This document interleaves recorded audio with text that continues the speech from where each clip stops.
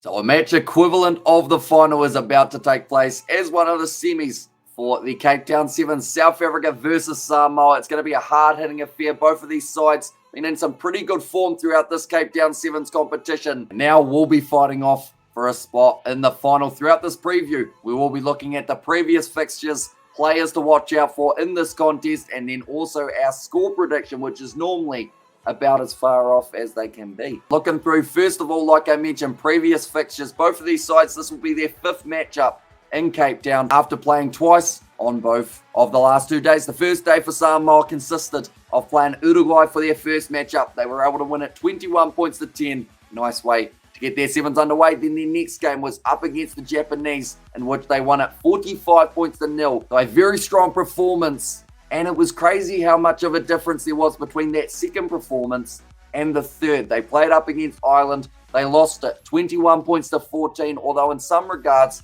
that loss may have made them stronger. Normally for Samoa throughout a sevens competition, they have that one really rough game. I think that was it for them, which now means, hopefully, it's onwards and upwards from the Samoans for the rest of the comp. Looking at their quarterfinal, they were able to win it 22 points to 10 over Argentina. They got themselves a nice early lead in that game. That meant they had that little bit of a buffer to work with. Argentina, they fought back at times throughout that contest, but Samoa, still too strong, got themselves to win. A much better performance from Va'apeno as well, which was something that couldn't be said about his game up against the Irish. He did have a bit of a shocker. Looking through at the home side, South Africa, they had two very similar performances in their first two matches. Their first one up against Canada, they won 17 points to 7. Their second game up against Fiji, they won 17 points to 7. Their third game up against France, they won 17. No, they didn't. They won it 26 points to 7. So there's a common occurrence for the Blitzboks at the moment, and that is conceding one try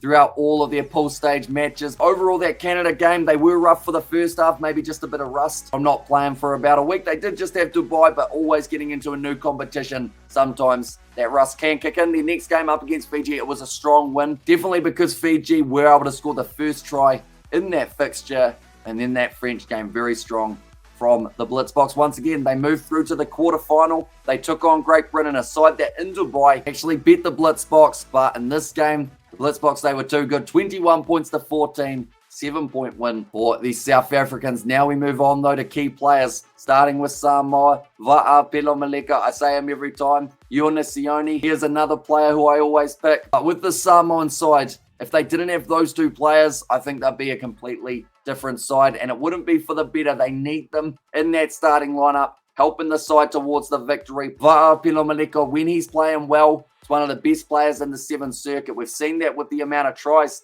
he's brought up this year, actually leading the charge. Just at a grand Didier. He does play for France in the Sevens circuit. Va'apeno, just a little bit ahead of him at the moment for that try-scoring tally. We'll be looking to add another one here in Cape Town. And the last player, I am going to go Paul Scanlon, the number 10 for Samoa. Plenty of pace. And I think with Va'apeno and Sione, he links in pretty well. There were a few other players I could have picked here. Little Fair, he had a good impact off the bench. It's actually a brilliant performance from Nuuli Vaya in the last game up against Argentina. Another very worthy shout. But for now, I'm sticking with Va'apeno, Sione, and also Paul Scanlon. Looking through at the Blitzboks now straight away, Ricardo James Duarte. He is just a ball of energy for the Blitzboks when he's out there on the field. When he scores a try, the man looks like he's about to pop about 5 blood vessels the way he celebrates. Even when he's not involved in a move, celebrates with the side massively. And he's got a lethal step on him, which we got to experience